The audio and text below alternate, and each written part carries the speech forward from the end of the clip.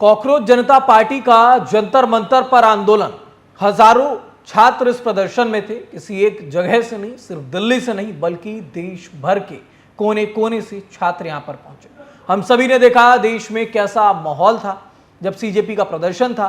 सियासत बयानबाजियां लगातार हो रही थी, लेकिन इन सारे प्रदर्शन के बीच, इन बयानबाजियों के बीच एक नाम जो सबसे ज्यादा निकल कर आया और पूरे देश का एक महत्वपूर्ण विषय आज के समय में वो नाम बना हुआ, वो है मोहम्मद जुनैद मलिक। जी हाँ, वही जुनैद जिसने पूरे आंदोलनकारियों को खाना खिलाने की जिम्मेदारी ले ली।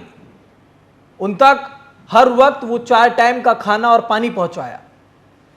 जुनैद की अगर बात करें तो लगातार सभी जो तस्वीरें आ रही थी कि जुनैद वहां पहुंचता था, उसके बाद लोगों के खाने पीने की जिम्मेदारी उठाई गई थी कि आप लोग लगातार निरंतर प्रदर्शन करते रहिए, बाकी खाने पीने की समस्या अगर कोई आएगी तो उसके लिए जुनैद भाई बैठे हैं। अब वही जुनैद समाजवादी पार्टी के अध्यक्ष अखिलेश यादव के साथ मिलते हैं। तो अब ऐसे में इस मुलाकात के बाद सवाल उठ रहा है कि क्या ये सिर्फ एक शिष्टाचार मुलाकात थी या फिर उसके पीछे कोई बड़ा राजनीतिक संदेश छुपा हुआ है। नमस्कार, मेरा नाम ऋतिक ठाकुर और आप देख रहे हैं न्यूज एक्सप्रेस। जिस जुनैद की हम बात कर रहे हैं, पहले आपको थोड़ा सा मैं ब्रीफ कर देता हूं कि आखिरकार वो जुनैद कौन है। जुनैद मलिक उत्तर प्रदेश के गाजियाबाद से जुड़ा हुआ है, यहीं का रहने वाला है। जुनैद एक मोबाइल की दुकान चलाता है, मोबाइल रिपेयरिंग की दुकान। लेकिन ये जुनैद जब जंतर मंतर पर प्रदर्शन चल रहा था तो लगभग 4 वक्त तक लोगों को खाना पीना खिलाने की जिम्मेदारी लेता था। हजारों छात्र वहां पर पहुंचते थे और उन सभी को खाना जुनैद भाई की तरफ से।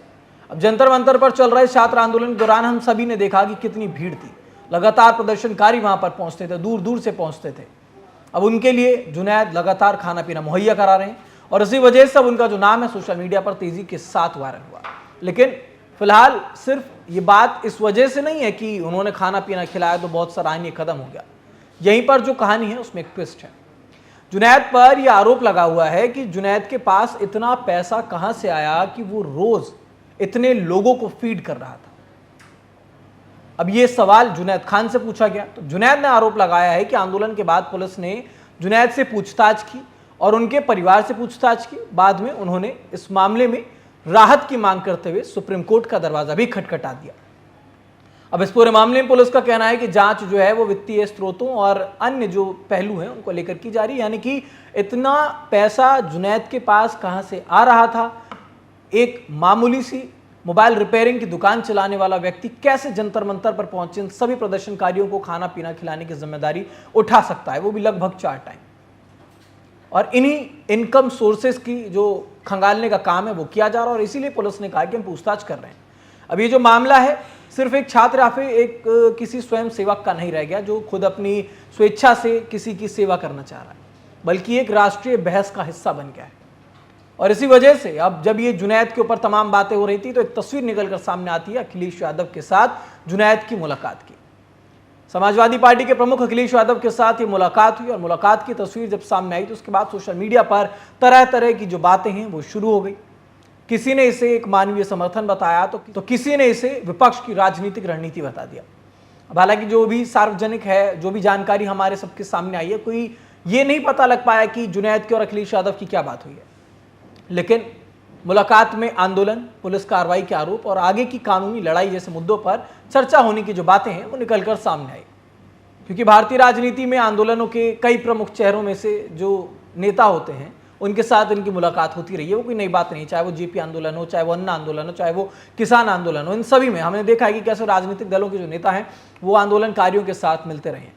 अब ऐसे में ऐसी मुलाकातों को जो समर्थक है वो इसे एक लोकतांत्रिक संवाद मानते हैं कि बातचीत की गई होगी मुलाकात के बाद, जबकि जो आलोचक हैं उनका ये कहना है कि राजनीतिक समर्थन या फिर अवसरवाद के रूप में इस मुलाकात को देखा जा सकता है। क्योंकि जुनैद और अखिलेश की मुलाकात भी अलग अलग राजनीतिक नजरियों से देखी जा रही है। और अब ऐसे में क्योंकि जुनैद ने साफ तौर पर कहा कि सीजेपी के लिए जितना जुनैद ने किया तो वो सीजेपी की जो टॉप लीडरशिप है उसने जुनैद को भाव नहीं दिया।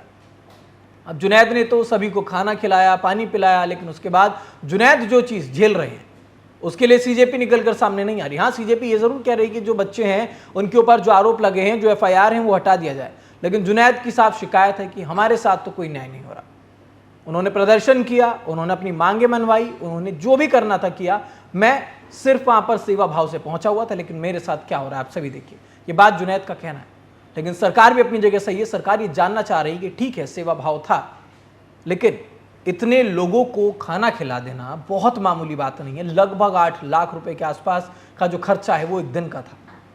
हजारों की तादाद में लोग वहां थे, 4 टाइम का खाना पीना सब कुछ जुनैद उठा रहा था। और इसी इनकम सोर्सेज को खंगालने के लिए जो सरकार है वो उसने आदेश दिया है, प्रशासन की तरफ से पूछताछ इसीलिए की जा रही है। अब ऐसे में अखिलेश यादव के साथ ये मुलाकात, इसके क्या राजनीतिक मायने होंगे वो देखना जरूर होगा, क्योंकि विपक्ष सीजेपी के साथ कंधे से कंधा मिलाकर खड़ा हो गया था 20 तारीख के मॉनसून सत्र शुरू होने के बाद से, क्योंकि किस तरीके से इस मुद्दे को आगे तक बढ़ाना है, उठाना है, इस कोशिश में विपक्ष लगातार लगा हुआ था। और अखिलेश यादव की इस मुलाकात की भी तमाम यही राजनीतिक मायने जो है निकाले जा रहे हैं, राजनीतिक नजरियों से इसे देखा जा रहा है।